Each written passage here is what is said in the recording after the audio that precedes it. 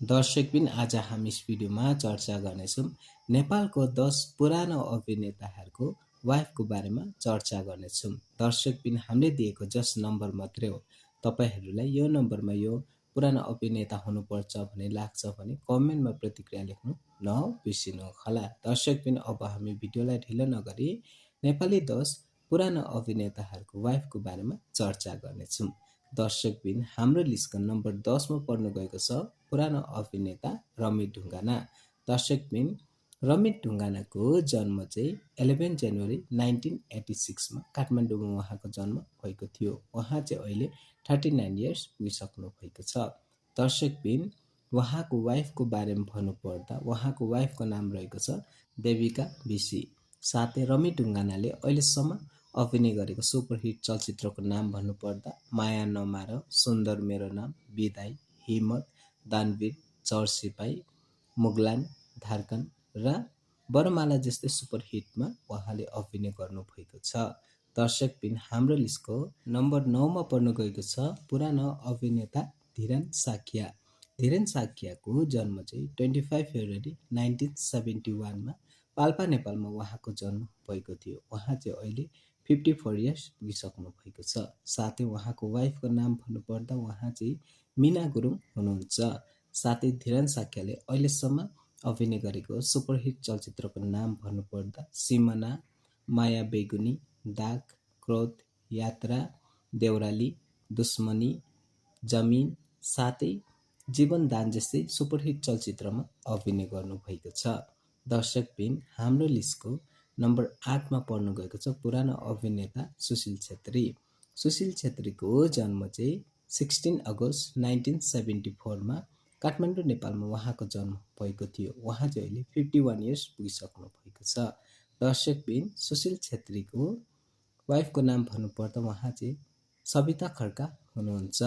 साथै सुशील छेत्रीले अहिलेसम्म अभिनय गरेको सुपरहिट चलचित्रको नाम भन्नुपर्दा भाइ, अन्जुली, मेरो हजुर, उपहार, उकाली ओराली, मुगलान, इन्द्रेणी, बादशाह र आगो 2 जस्तै सुपरहिट चलचित्रमा उहाँले अभिनय गर्नुभएको छ।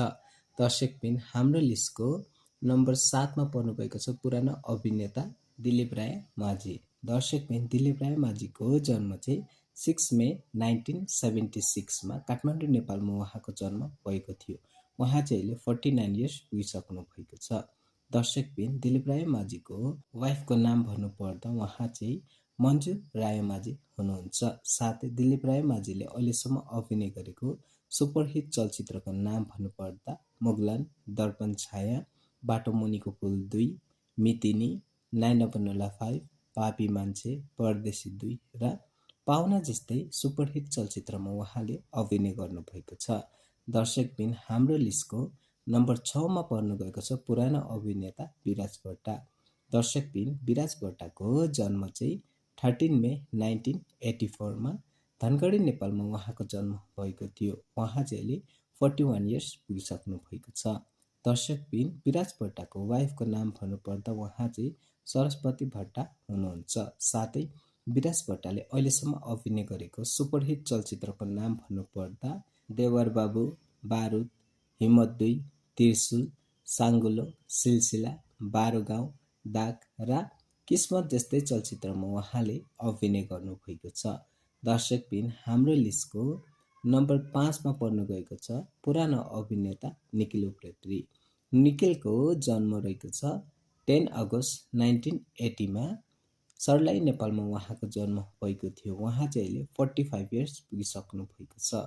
निखिल उप्रेतीको वाइफको नाम भन्नुपर्दा सञ्चिता लुइटेल हुनुहुन्छ। साथै निखिलले अहिलेसम्म अभिनय गरेको सुपरहिट चलचित्रको नाम भन्नुपर्दा राधे, निशाना, भैरव, धर्म, मिसिन पैसा, हामी 3 भाइ, निर्भय र मायाको जाल जस्तै सुपरहिट चलचित्रमा उहाँले अभिनय गर्नुभएको छ। दर्शकबिन हाम्रो लिस्टको नम्बर 4 मा पर्न गएको छ पुरानो अभिनेता श्रीकृष्ण श्रेष्ठ, जो उहाँ चाहिँ अहिले हाम्रो माझमा हुनुहुन्न। श्रीकृष्णको जन्म रहेको छ 19 अप्रिल 1967 मा काठमाडौँमा उहाँ जन्मिनु भएको थियो। उहाँ चाहिँ अहिले भएको भई 58 इयर्स हुनुहुन्थ्यो। दर्शकबिन श्रीकृष्णको वाइफको नाम भन्नुपर्दा उहाँ चाहिँ स्वेता खड्का हुनुहुन्छ। उहाँको वाइफले पनि अहिले अर्कै विवाह गर्नुभएको छ। साथै श्रीकृष्णले अहिलेसम्म अभिनय गरेको सुपरहिट चलचित्रको नाम भन्नुपर्दा सुख दुःख, अजन्ता, कोहिनूर, मेरो हजुर, कहाँ भेटिएला, अजम्बरी नाता, बरपिपल र बुहारी जस्तै सुपरहिट चलचित्रमा उहाँले अभिनय गर्नुभएको छ। दर्शकबिन हाम्रो लिस्टको नम्बर 3 मा पर्नु गएको छ पुरानो अभिनेता शिव श्रेष्ठ।